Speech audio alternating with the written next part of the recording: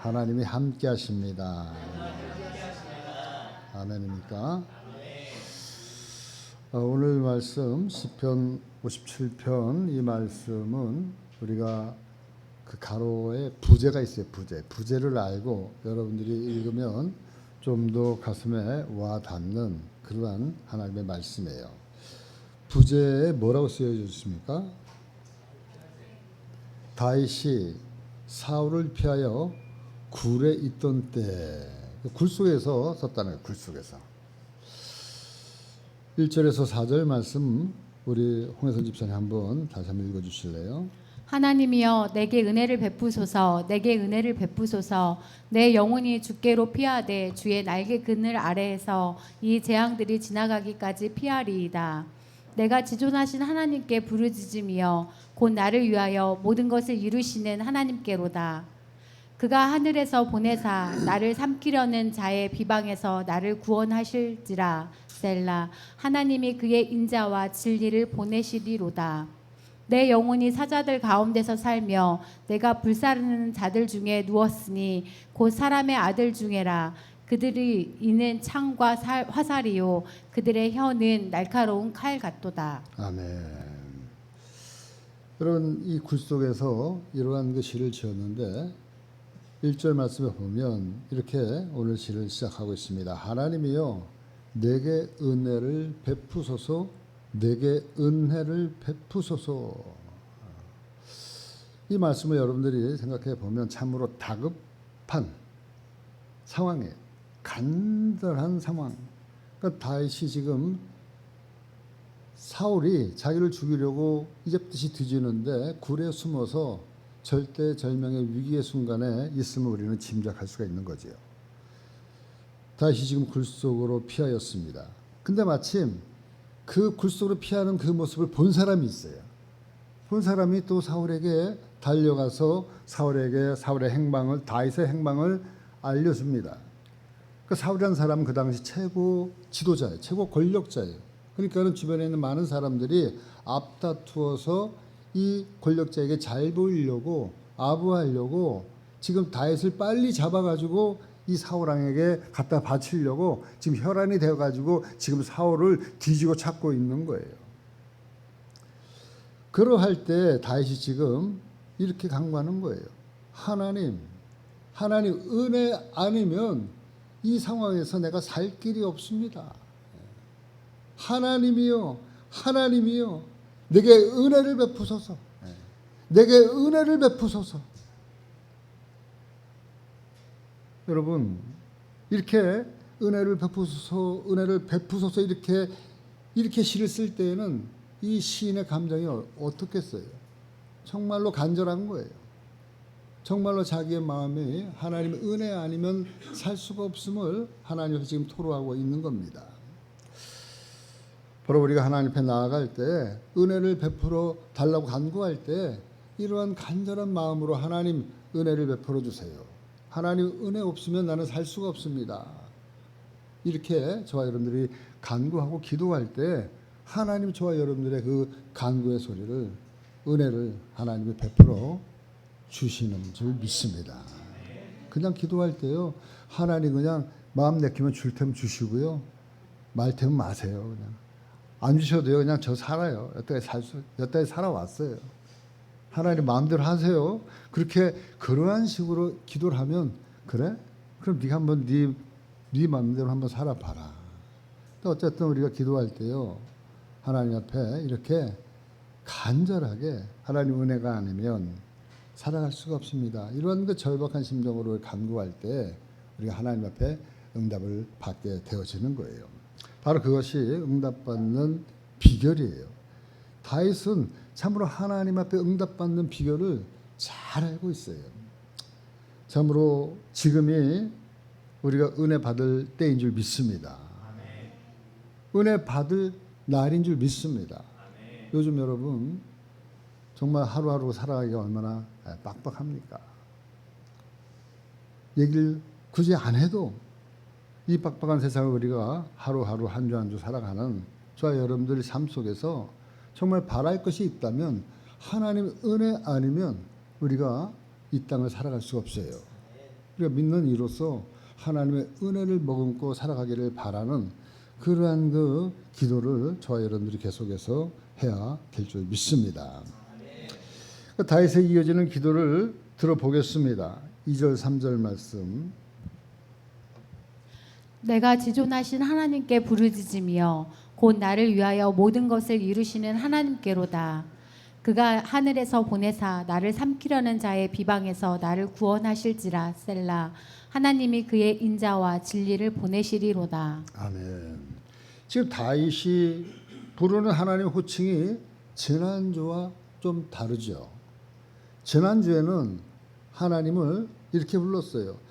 주는 나의 산성이십니다. 기억나시죠? 예.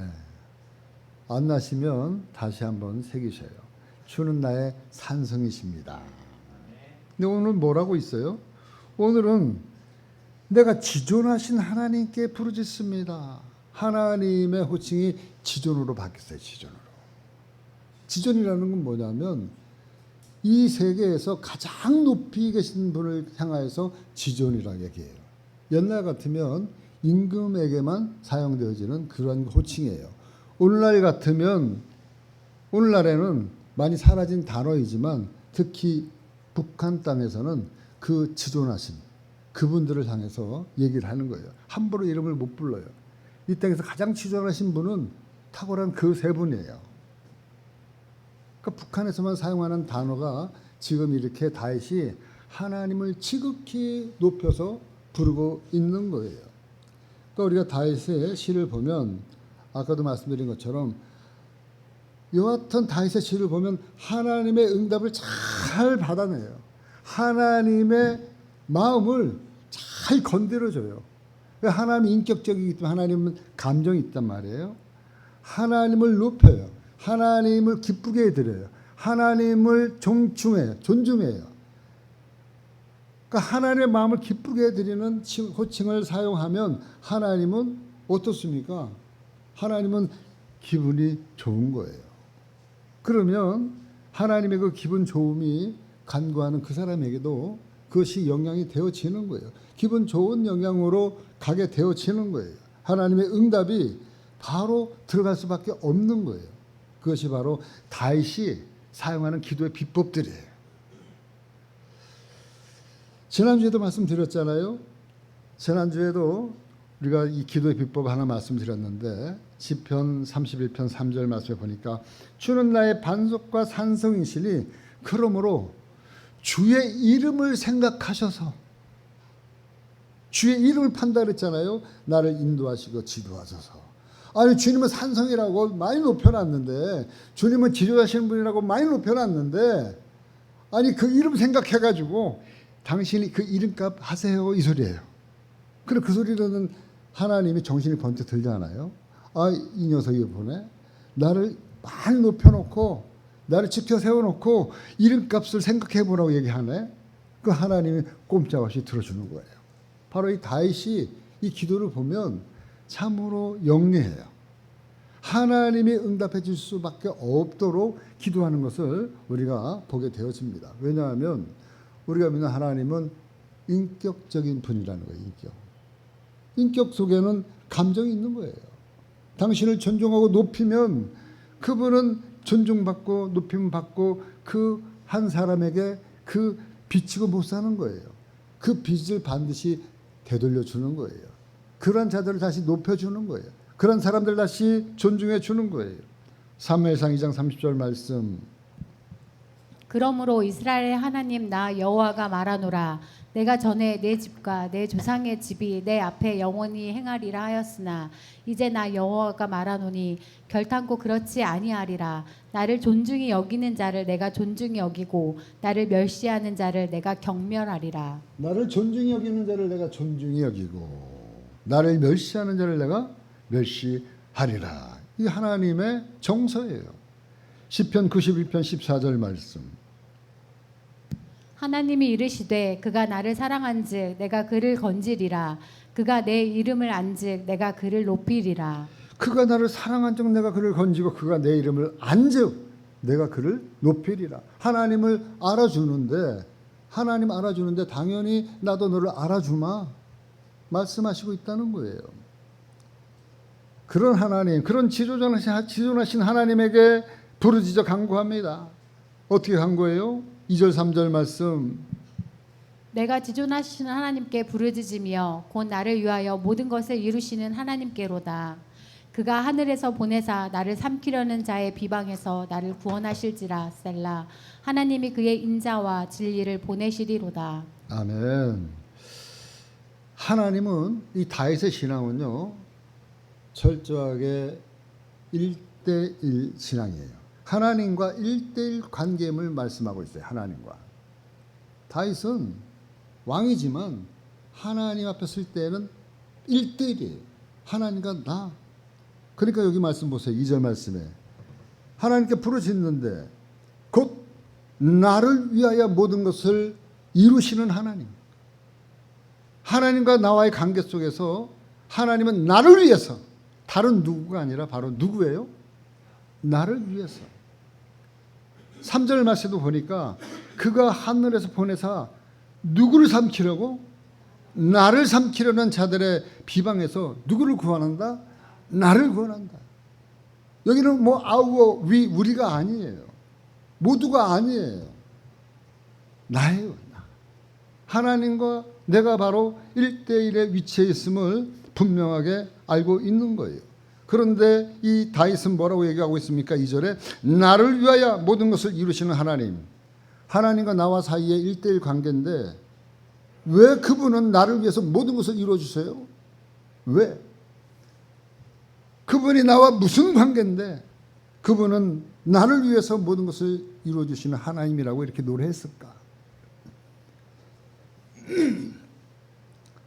여러분, 하나님이 이 다윗에게는 하나님이 아버지라는 개념이에요. 아버지. 여러분, 아버지, 부모님들은 자녀를 위해서 모든 것을 이루시려고 하는 분이 바로 부모님이에요. 아버지, 어머니. 그러니까 다윗은 하나님을 알기를 자기의 아버지로 알고 있는 거예요. 아버지가 나를 위해서 모든 것을 해주시는 분이구나. 그러니까 유태인들은 나면서부터 부모로부터 하나님을 아버지로 배우고 살아가는 사람들이에요. 그러니까는 유대인들의 그 머릿속에는 하나님 이꼬로 누구다? 아버지다, 아버지다. 그래서 하나님 부를 때 꼭 따라 붙는 그 용어가 하나님 뭐가 들어가요? 하나님 아버지. 그냥 하나님 이렇게 말지 않아요. 우리도 기도할 때 보면 자연스럽게 하나님 아버지. 하나님 우리에게 자녀 삼으시겠다고 약속하시고 있기 때문에 그러는 거예요. 하나님 우리에게 당신의 자녀로, 당신의 양자로, 친자식은 아니에요. 양자로 삼겠다고 약속하시고 있어요. 요한복음 1장 12절 말씀. 영접하는 자 곧 그 이름을 믿는 자들에게는 하나님의 자녀가 되는 권세를 주셨으니. 하나님의 자녀가 되는 권세를 주셨어요. 로마서 8장 15절 16절 말씀. 너희는 다시 무서워하는 종의 영을 받지 아니하고 양자의 영을 받았으므로 우리가 아빠 아버지라 부르짖느니라. 성령이 친히 우리의 영과 더불어 우리가 하나님의 자녀된 것을 증언하시나니. 아멘. 그러니까 저와 여러분들은 지금 하나님을 아빠 아버지라고 부르는 이유가 양자가 되어졌기 때문에. 양자도 부모가 친부모예요. 예. 낳지만 않았을 뿐이지 양자도 당연히 아버지를 아빠 아버지로 부르는 거예요. 저와 여러분들이 하나님을 아버지로 부르는 이유가 있습니다. 양자의 영을 받았기 때문에 그래요. 제가 가끔 말씀드리지만 여러분 지금 나가서 길가에 지나가다 붙잡고 딱 한 분만 죄송하지만 부탁드리는데 하나님을 아버지로 한번 불러주실래요? 그러면 믿는 사람 같으면 부를 수 있지만 믿지 않는 사람 같으면 노예요. 오히려 그렇게 물어보는 사람에게 미친 사람 취급받을 수 있어요. 하나님 아버지라고 부르면.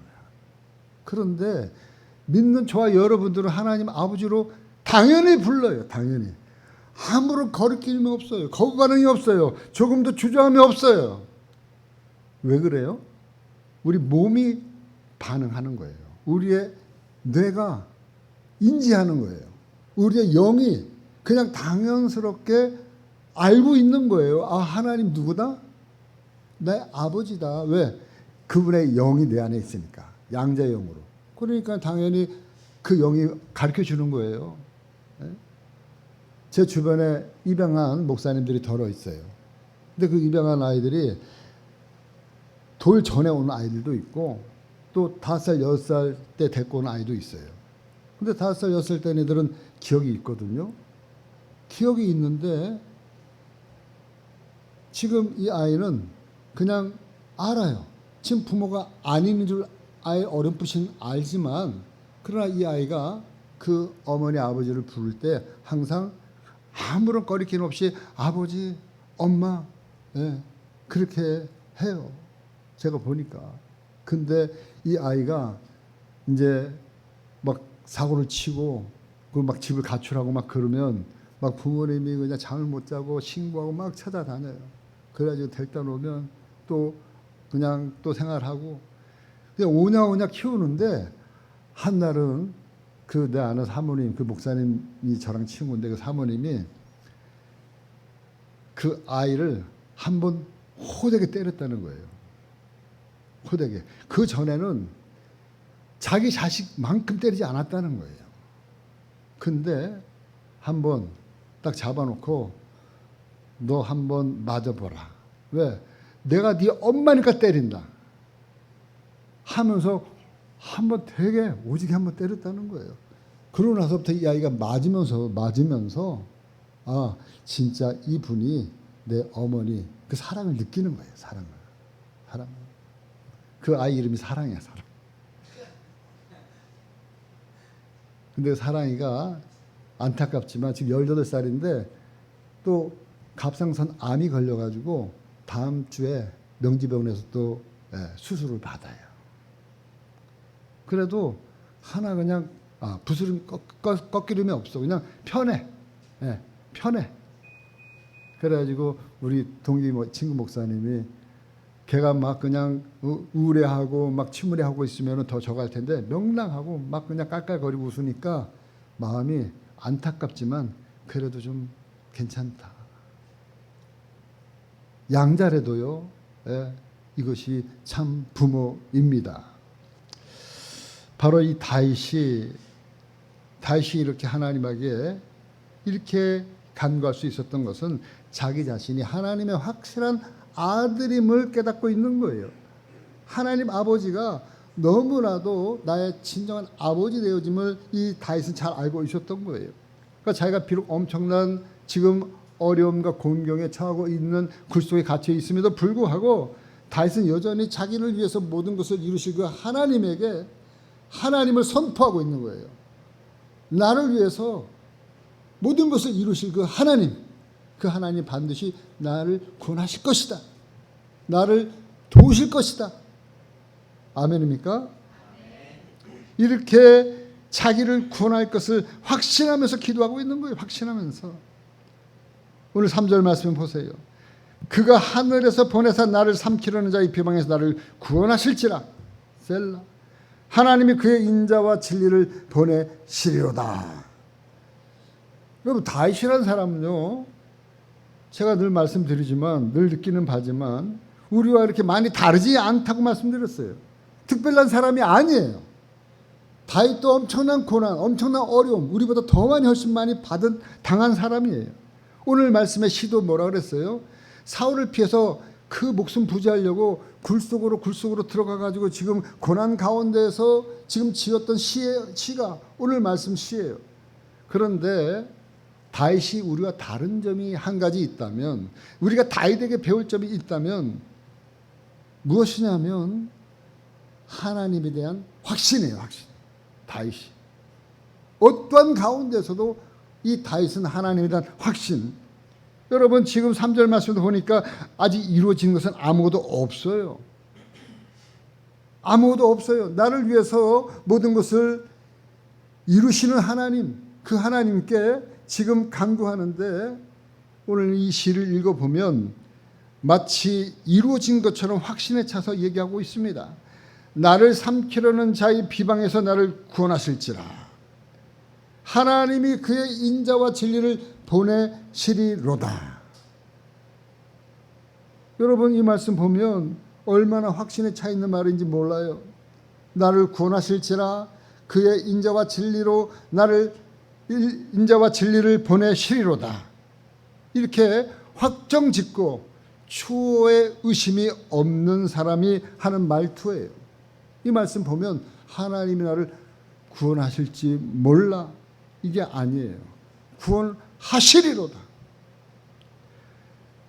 보내실지도 몰라, 이게 아니라 마치 뭘 맡겨놓고 달라는 사람처럼, 원래 자기 거였는데 뭘 맡겨놓고 달라고 하는 것처럼 아직은 미완료이지만 확신을 가지고 곧 머지않아 이루어질 것을 확신하고 이야기하고 있는 거예요.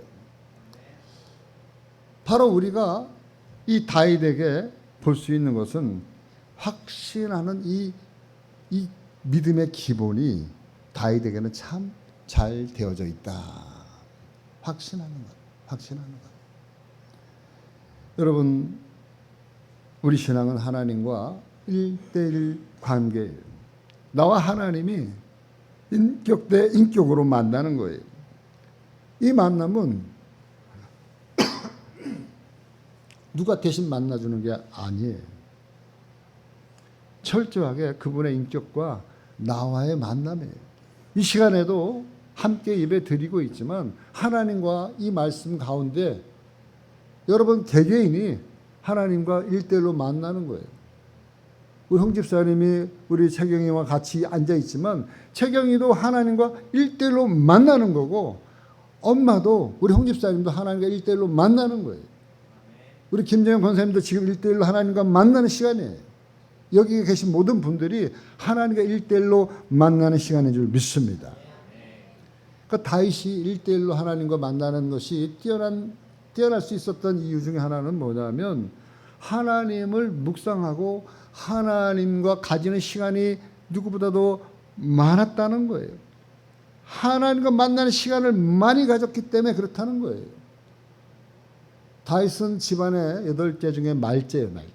근데 다윗의 집안은 양을 키우는 그러한 집안이기 때문에 늘 양을 돌봐야 되는데 그 막내 동생인 다윗이 늘 양을 갖다가 밤낮으로 밖에 나가서 돌보는 게 이 다윗이 하는 목이었어요.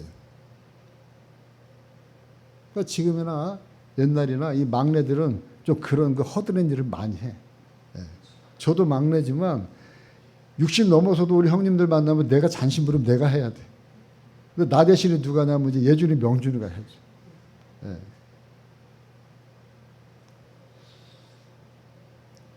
그런데 이 다윗이 밤이 맞도록 양을 지키는데 그냥 밤 하나를 바라보면서 뭘 했겠어요? 별 하나 나 하나, 별들 나둘, 그렇겠어요?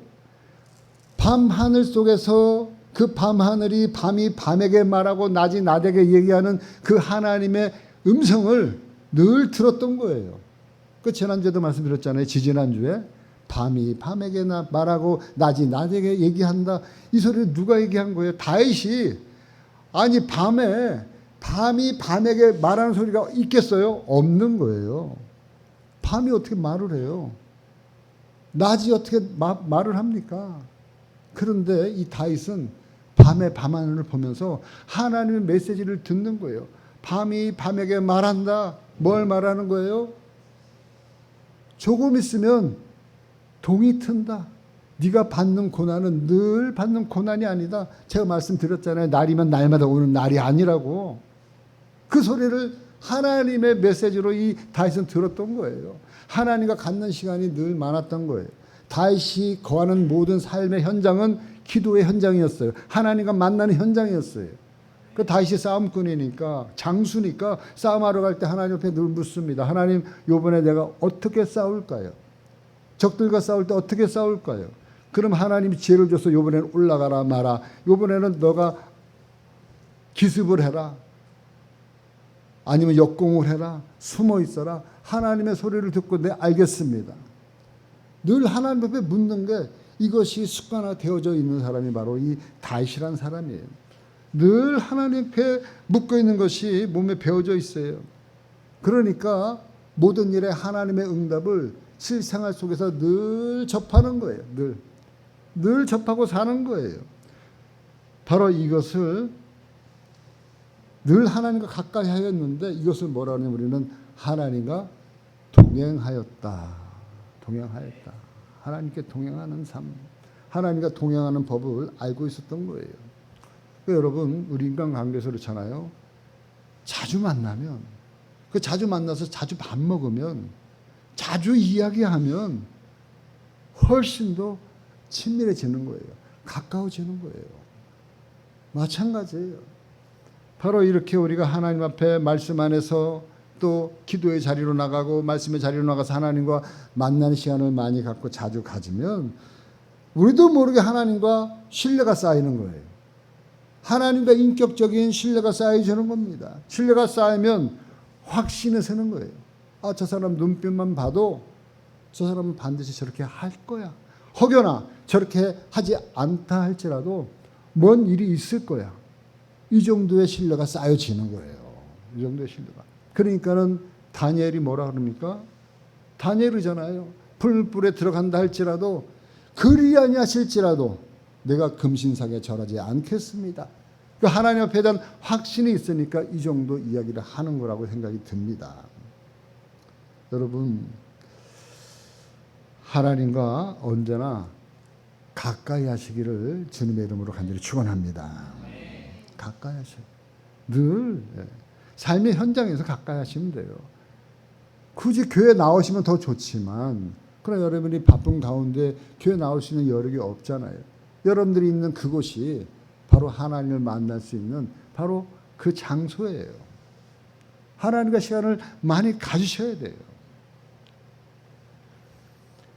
그러나 아무리 확신 가운데 있다 할지라도 다윗이 지금 발을 딛고 서 있는 것은 어디예요? 여전히 여전히 캄캄한 무덤 같은 굴 속이에요. 여전히 바깥에는요, 사울이 지금 불을 쌍심지를 켜고 이 혈안이 되어서 이 다윗을 찾으려고 다니는 것이 지금 현실이라는 겁니다. 저들의 모습과 저들의 소리가 귀에 쟁쟁이 들려와요. 그것이 바로 4절의 말씀이에요. 내 영혼이 사자들 가운데서 살며 내가 불사르는 자들 중에 누웠으니 곧 사람의 아들 중이라. 그들의 이는 창과 화살이요 그들의 혀는 날카로운 칼 같도다. 아멘. 여러분, 이 아무리 시적 표현이지만 지금 다윗이 처한 현실과 상황을 한 줄의 이 시로 그 이상의 모든 것을 포함하고 있어요. 제가 이렇게 읽어보면 지금 우리가 그냥 읽고 지나갔지만 이 다윗이 처한 상황을 한마디로 얘기하면 딱 이거예요. 이보다 더 나쁠 수 없다. 지금 이 4절 딱 말씀 보면 한번 살펴볼까요? 잠깐만. 내 영혼이 사자들 가운데서 살며 내가 불사르는 자 중에 누웠으니, 그러니까 당장 사자들이 지금 다윗을 찾으려고 물어뜯으려고 지금 으르렁거리면서 다니는 것을 지금 묘사하고 있는 거예요. 내 영혼이 사자들 가운데 산다. 이 사자들은 이 라이온을 얘기하는 거예요. 암사자. 으르렁거리면서 지금 굴 바깥에서 자기를 잡으려고 하는 이 사자들 뿐만 아니라 거기에 더하여서 뭐라고 하고 있어요? 불을 다윗을 찾기 위해서 광야에서 일일이 불을 지피는 거예요. 왜? 그 광야는 이 덤불 숲이 많으니까 어디로 숨었을지 모르니까 그 덤불 숲을 갖다가 다 불사르면 혹여나 거기 숨어있던 다윗이 이제는 뭐 꼼짝달싹 없이 잡힐 수밖에 없는 상황이에요. 막 불을 지피러 다니는 거예요. 그런데 가장 가까이서 들려오는 소리들이 있어요. 어떤 소리들이에요? 그들의 이는 창과 화살이고 그들의 혀는 날카로운 칼 같도다. 아, 이놈의 자식 다윗 이놈은 어디 숨었어? 이놈의 자식 당장 만나면 이렇게 고생시키는 거야 하면서 다리 몽둥이를 분들어뜨려야지 하면서 이런 소리들이 막 그냥 귀에 들릴 정도로 가까이 있는 거예요. 그러니까 이러한 시를 쓰는 거죠. 다윗이. 뿐만 아니라 여러분 6절 말씀 보면 6절 말씀. 그들이 내 걸음을 막으려고 그물을 준비하였으니 내 영혼이 억울하도다. 그들이 내 걸음을 막으려고 뭘 준비했다? 그물. 이 사울이 얼마나 촘촘하게 다윗을 잡으려고 했으면 다윗이 표현하기를 그물로까지 표현하는 거예요. 그물로까지. 예? 불 지르고 그물같이 샅샅이 뒤지고. 그러니까 온갖 수단과 방법을 다 동원했음을 감독적으로 말하고 있는 겁니다. 그러니 다윗의 입장에서 보면 탄식이 나오는 거예요. 어떤 탄식이 나와요? 내 영혼이 억울하다. 내 영혼이 억울하다. 억울할 소리 나오잖아요. 아니 다윗이 뭘 잘못했어요? 나라를 위해서 충성한 것 외에는 없어요. 나라를 위해서 충성스럽게 나가서 싸웠어요. 골리앗을 싸워서 무너뜨렸어요. 그것 외에는 다윗이 한 것이 없는데 이렇게 사울이 자기를 죽이려고 하니까 얼마나 억울해요. 근데 이 사람이 사울의 심기를 건드린 것뿐이 없는데 억울한 거지요. 근데 사울은 들리는 소리가 뭐가 들려와요? 백성들이 하는 소리가 사울이 죽인 자는 천천히고 다윗이 죽인 자는 만만이다. 그러니까는 이 사울이 생각할 때는 그 위로 넘밖에 왕권이 더 있겠느냐. 그러니까는 화살이 어디로 날아가는 거예요? 다윗에게 날아가는 겁니다. 그러니까는 다윗을 향한 그 마음이 식을 줄 모르는 거예요. 그 시기와 미움이. 그 사울의 시기심 때문에 다윗이 이렇게 억울함을 당하고 있습니다. 그런데 여기서 하나님의 대반전이 일어나요. 하나님의 대반전의 역사가 일어납니다. 6절 후반절에 보니까 뭐라고 나와 있어요? 그들이 내 앞에 웅덩이를 팠으나 그들이 그 중에 빠졌도다. 그들이 내 앞에 웅덩이를 팠으나 한참 억울해 있는데 보니까 저들이 판 웅덩이에 저들이 지금 다 빠져 있는 거예요. 다 빠져 죽는 거예요. 다윗을 잡기 위해서 여러 가지 장치와 방법을 다 동원했는데 다 저들이 빠지게 되어졌다는 거예요. 바로 이것이 하나님의 반전이고 하나님의 역사인 줄 믿습니다. 우리가 아는 것처럼 모르드게를 달기 위해서 높은 장대를 매달아 놨는데 그 높은 장대를 만든 그 하만이 결국에는 그 높은 장대, 자기가 만든 장대 위에 달리게 된 격이라는 거예요. 바로 이것이 성경의 곳곳에 나오는 하나님의 반전의 역사예요. 결국에는 이 사울 잡으려고 왔던 이 다윗 잡으러 왔던 사울은요, 이 나라 국사에, 나라 정사에 지금 집중하지 못하니까 다른 데서 블레셋이 공격해 들어왔다는 소리를 들어요. 다윗을 한참 이제 얼마 안 있으면 다윗을 잡게 생겼는데, 그러니까는 이 사울이 또 불이 나게 블레셋 사람들과 싸우러 전투하러 갔는데, 그 전투하러 가서 거기서 이 사울은 용감하게 어린 그 소년의 칼에 의해서 자기를 찔러달라고. 그 창피하니까 자기 혼자 죽을 수는 없으니. 그래서 사울과 이 다윗 요나단이 죽음을 맞이하게 되어져요. 바로 이것이 하나님의 반전이고 하나님의 역사입니다. 바로 확신을 가지고 하나님의 구원의 손길, 도움의 손길을 부르짖어 기도했던 다윗이 이제 그 확신 속에서 하나님의 역사하심을, 살아계심을 맛본 거예요. 체험한 거예요. 그러니까 다시 얼마나 기뻤겠어요. 그런 그 절대절명의 위기의 상황에서 구해내는 그 하나님, 확신을 갖고 기도했지만 그래도 미심쩍어 했었는데 그 하나님이 이 다윗을 구원해 내어셨다는 거예요. 그래서 다윗이 이렇게 외치면서 노래하고 있습니다. 7절 말씀. 하나님이여 내 마음이 확정되었고 내 마음이 확정되었사오니 내가 노래하고 내가 찬송하리이다. 아멘. 그냥 하나님의 살아계심을 체험한 이 다윗이 참으로 꽁충꽁충 뛰면서 기뻐하면서 노래하는 그 모습이에요. 하나님이여 내 마음이 확정되고 내 마음이 확정되었사오니. 다윗이 확신을 가지고 기도했지만 현실적으로 이러한 그 어려운 암울한 그러한 그 상황 속에서 다윗인들 확신하셨어, 난 걱정 없어, 그랬겠어요?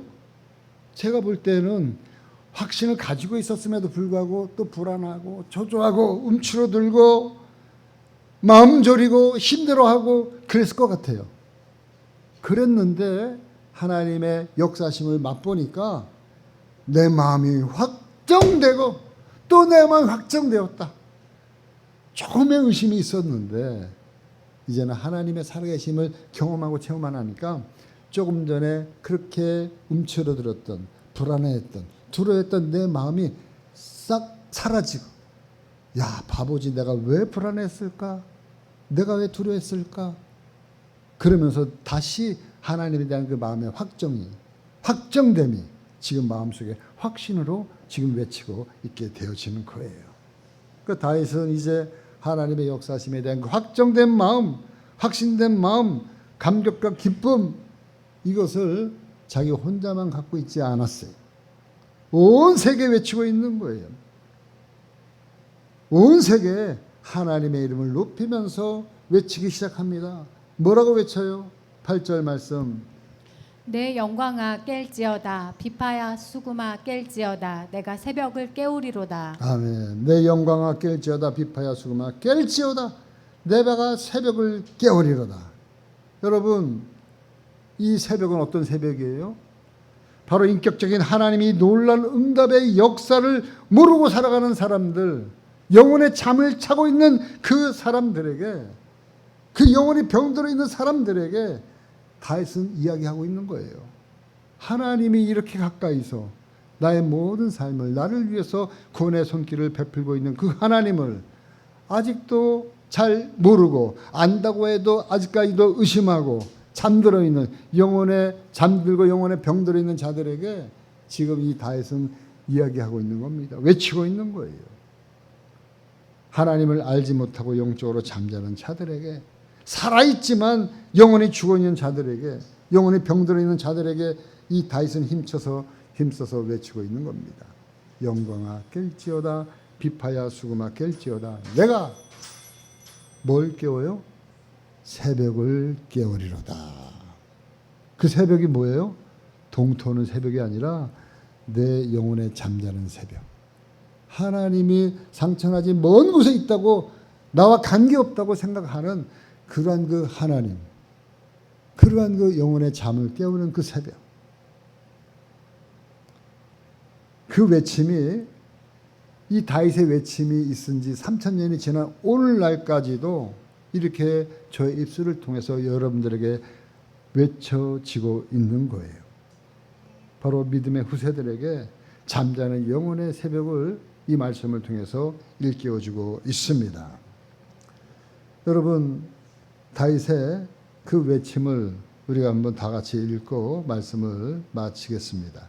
9절로부터 11절까지 띄워주시고 우리 다 같이 함께 한 목소리로 읽겠습니다. 시작. 주여, 내가 만민 중에서 주께 감사하오며 문 나라 중에서 주를 찬송하리이다. 무릇 주의 인자는 커서 하늘에 미치고 주의 진리는 궁창에 이르나이다. 하나님이여, 주는 하늘 위에 높이 들리시며 주의 영광이 온 세계 위에 높아지기를 원하나이다. 아멘.